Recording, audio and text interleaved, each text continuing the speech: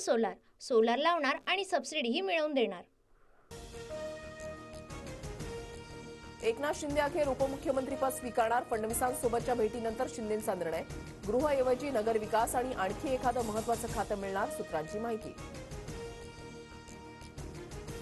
भाजपकडून आज विधिमंडळाचा नेता निवडला जाणार। कोर कमिटीची सकाळी 10 वाजता बैठक। निरीक्षक विजय रुपाणी, निर्मला सीतारामन मुंबई। गटनेता निवडीनंतर महायुतीचे नेते सत्ता स्थापनेचा दावा करणार। 3:30 वाजता राज्यपालांना भेटणार। सत्ता स्थापनेचं पत्र राज्यपालांना देणार। विश्रांतीनंतर काळजीवाहू मुख्यमंत्री शिंदे सक्रिय। वर्षा बंगल्यावर बैठकांचा सपाटा।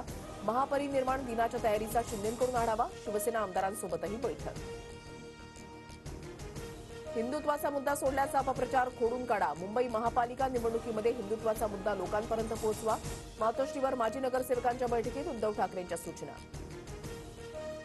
नव्या सरकारच्या शपथविधीची लगबग। आझाद मैदानावरील तयारीचा महायुतीच्या नेत्यांकडून आढावा। पंतप्रधान मोदींसह 19 राज्यांचे मुख्यमंत्री आणि संत महंतही सोहळ्याला राहणार उपस्थित। महायुतीच्या शपथविधी सोहळ्याचं ठाकरे बंधूंना निमंत्रण दिलं जाणार, तर शरद पवारांसह मवियातील प्रमुख नेत्यांनाही निमंत्रण मिळणार।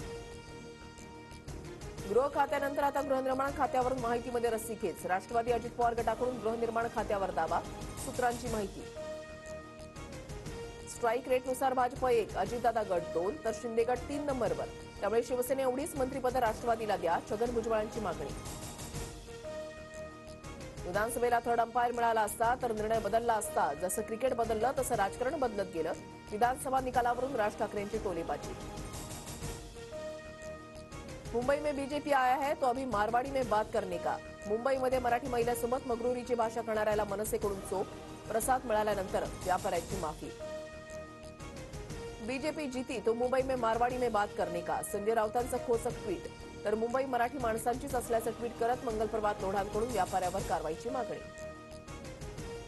मार्कडवाडीमधील ग्रामस्थांविरोधात गुन्हा दाखल। बॅलेट पेपरवर मतदानासाठी नागरिकांना आवाहन करून भीती निर्माण केल्याचा आरोप।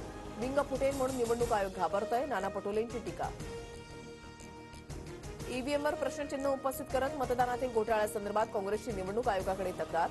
काँग्रेसच्या आकडेवारीशी आयोग असहमत, सर्व प्रश्नांची लेखी उत्तरं पाठवणार।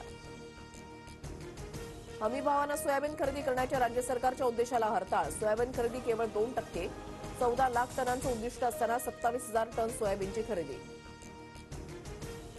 वाशिमसह जालना, नंदुरबारमध्ये अवकाळी पावसाची हजेरी। रब्बी पिकांचं नुकसान होण्याची शक्यता, शेतकऱ्यांमध्ये चिंतेचं वातावरण।